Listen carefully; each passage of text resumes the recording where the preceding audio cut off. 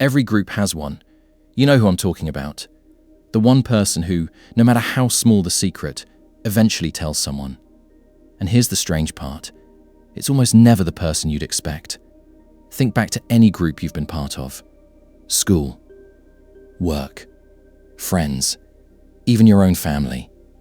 There was a rule, unspoken, but everyone understood it. What happens here stays here. And yet, somehow, it never did.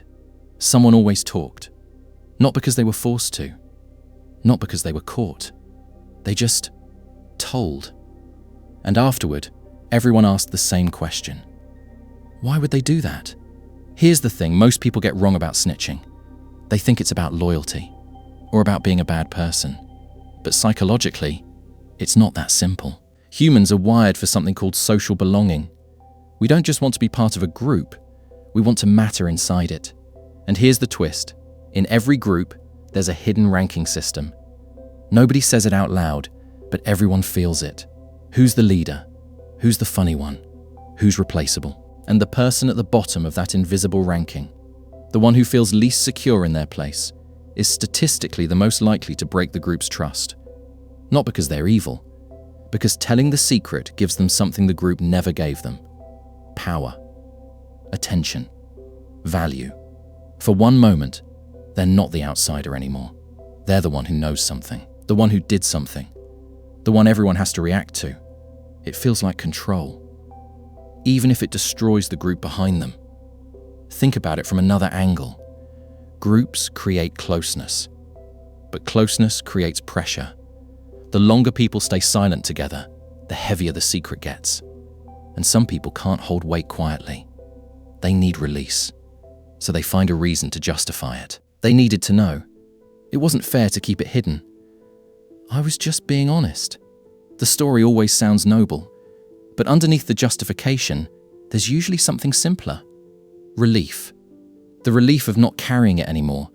The relief of being the one who finally did something instead of just watching quietly from the edge. Here's the part that changes everything. We like to believe that snitches are traitors, people with weak character, people who couldn't be trusted. But what if it's the opposite?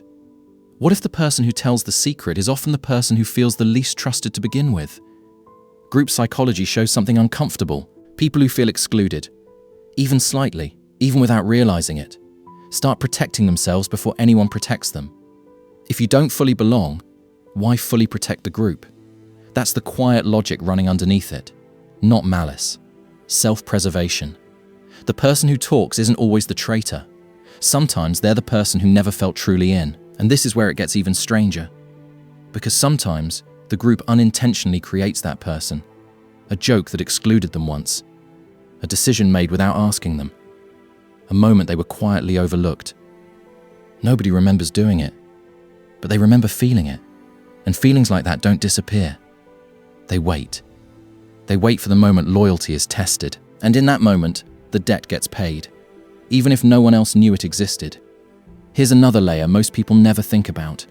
Silence requires trust, but trust requires consistency. If a group is unstable, shifting alliances, sudden jokes at someone's expense, moments of quiet exclusion, the foundation for loyalty was never fully built. So when secrecy is required, it collapses. Not because someone is bad, but because the structure was never strong enough to hold weight in the first place. Groups don't just have a snitch. Groups often build one, slowly, without noticing. Maybe the real question isn't why do people tell secrets? Maybe it's why do we expect silence from people we never made feel safe? Loyalty isn't demanded, it's built. And the one who breaks it first is often the one who felt broken from it long before.